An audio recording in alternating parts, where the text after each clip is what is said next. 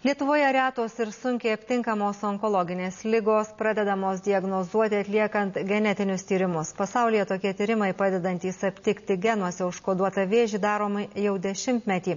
Lietuvoje pacientai iki šiol priversti klaidžioti iš vieno mediko kabineto į kitą. Kas 10 vėžių susirgusiojo priežastis yra paveldimi genai. Anot medikų be specialių tyrimų rasti genų sukeltas onkologinės ligas ir jas tinkamai gydyti, kaip rasti adatą šiene. Pagal tam tikrus požymius ligos tik įtariamos, spėjamos, bet negalutinai nustatomos, o pacientai esą nerandant tikrosios ligos priežasties, siuntinėjami nuo vienų medikų pas kitus. Kai kurios onkologinės ligos gali būti paveldimos. Tai yra dėl tam tikrų genetinių pokyčių, tai asmenys susirga gyvenimo eigoje onkologinė liga. Pacientai dabar yra gydomi. Ir jie gydomi nesižvelgiant į tuos genetinius pokyčius. Aptikti genetinėms onkologinėms ligoms reikia specialių tyrimų. Pasaulyje juos atliekant jau 10-metį, Lietuvoje tik prieš 1,5 metų pradėtos tirti krūties, kiaušidžių ir storosios žarnos.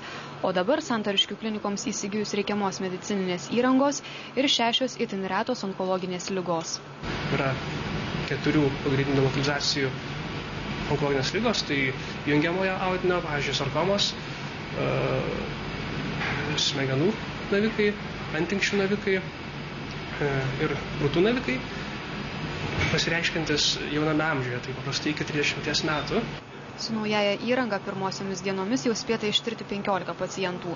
Tyrimai atliekami iš kraujo ir seilių mėginių. Genetinė onkologinė liga dažniausiai nustatoma tiems, kurių giminaičiai šeimos nariai kartais net ne vieną kartą sirgo tokią pačią onkologinę ligą. Skaičiuojama, kad kasmet Lietuvoje gimsta 10-12 vaikų sergančių paveldimų vėžių, o iš viso sergančiųjų šalyje yra keli šimtai.